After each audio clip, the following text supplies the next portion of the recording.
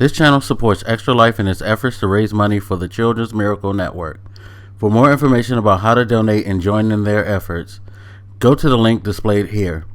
Extra Life. Play games, heal kids. What up, everybody? This is your boy Black Magus, and been on quite a journey over this weekend of film watching the Zack Snyder directed DC Extended Universe films. Everything except for Man of Steel. Now, people ask me why I didn't watch that.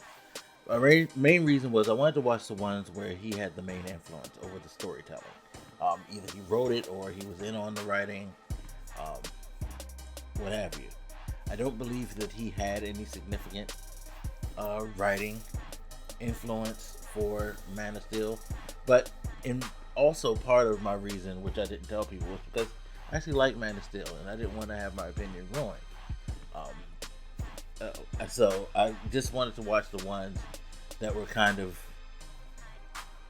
I guess you could say, the beginning of this whole journey towards the whole release the Snyder Cut thing. So I watched Batman vs. Superman, and I watched the theatrical cut of Justice League. Now,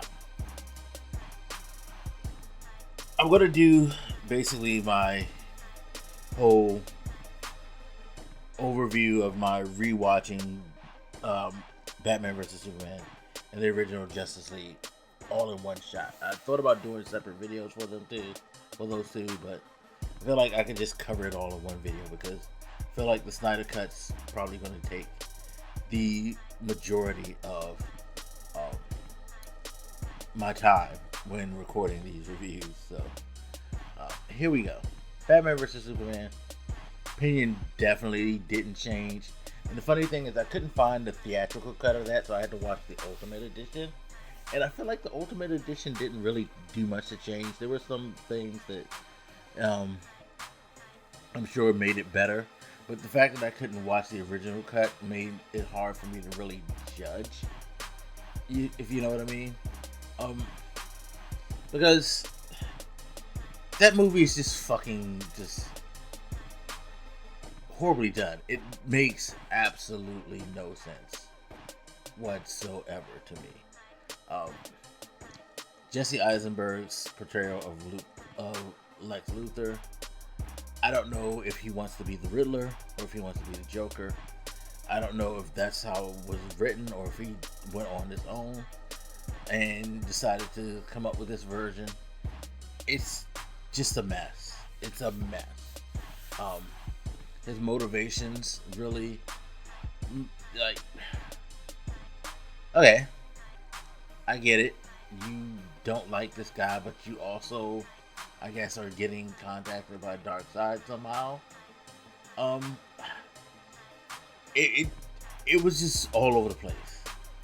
A theme that's kind of, a standard of this whole Zack Snyder experience, to be quite honest. I did like how they were. The thing is, it was a movie where I was liking the premise of the idea of, like, this is the aftermath of Man of Steel. They're dealing with the repercussions. People are upset. Some people are like, well, Superman saved us. Other people are like, yo, this dude's a problem. He caused so much destruction.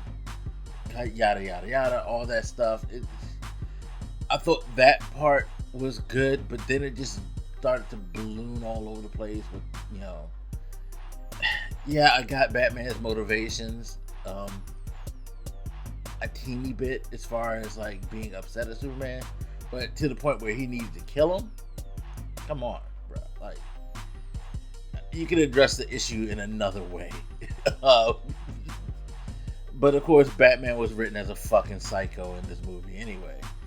It was basically Frank Miller's Dark Knight Returns version of Batman, where he was just old, he was out of it, he was tired, he was just, he was pretty much through, and he was just going through the motions until basically the end, or whatever. It ain't make no sense to put this. I would still say it didn't make no sense. Ben Affleck, in retrospect, I think he's a fine Batman. I wasn't too pleased at his choice in the beginning, but he proved me wrong. It's just that, unfortunately, he was given a shitty way to intro himself. It's like coming in as drunk murder Batman with like so many issues. Like, okay, all right, cool. The Doomsday thing, they just need to throw something in. The way that they put Wonder Woman in, it was forced. The movie was just like, yo, what are you trying to do? Why are you trying to skip steps? And I'm not saying you need to do the Marvel thing, but I feel like there's a way to establish these people in a much better story. And this wasn't it. You could have established them all in this movie, but it shouldn't have been a Batman versus Superman for one. Why didn't he just make this like his first Justice League movie? Like, straight up call it like Justice League, like the birth of the Justice League. Like, I think the subtitle of this movie was Dawn of Justice, wasn't it? Why didn't he just call this Dawn of Justice and make it that, and not have to have this whole Doomsday thing and all that? He could have like established a different villain, a better villain. He could have made actually Lex Luthor the actual villain instead of just a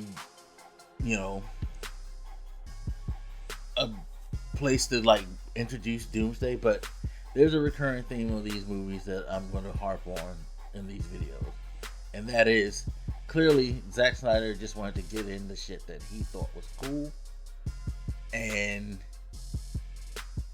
they didn't really think about whether or not this works as a story. It's poor storytelling in lieu of trying to do something that you think is cool.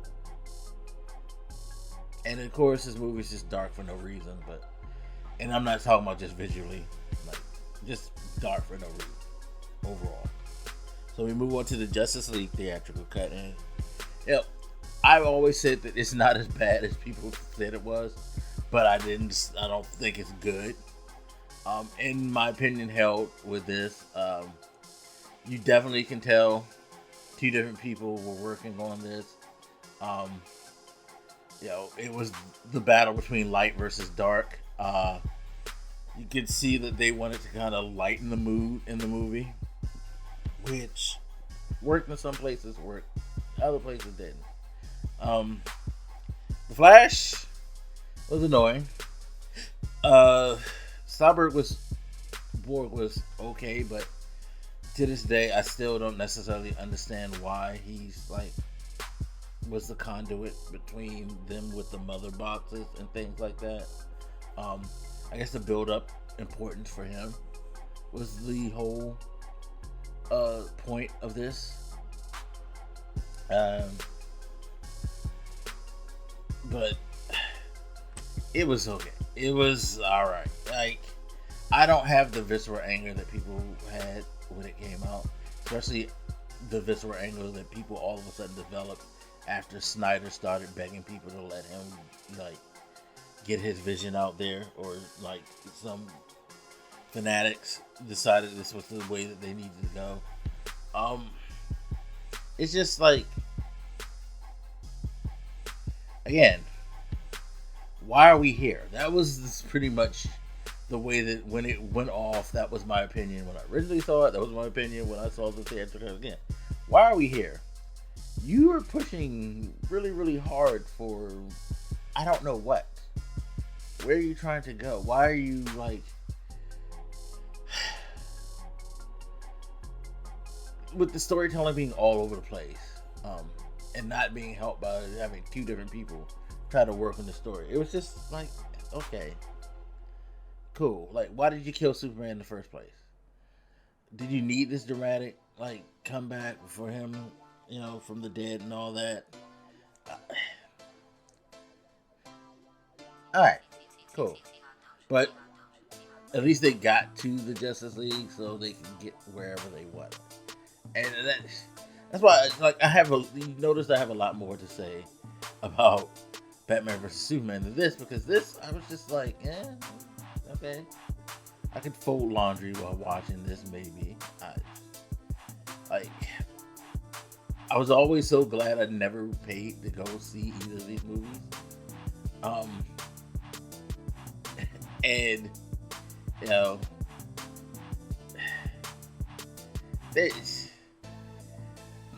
I was just very confused. At the end of the day, with both of these, I was always confused as what the fuck did Zack Snyder want? What was he looking for?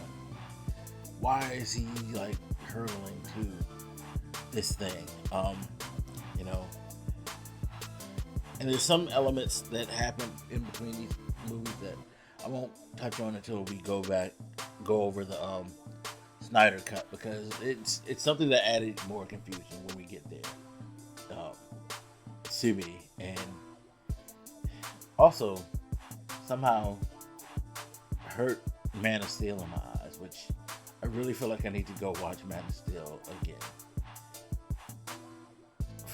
after this whole experience. But overall, two average at best movies. That the storytelling wasn't executed well at all,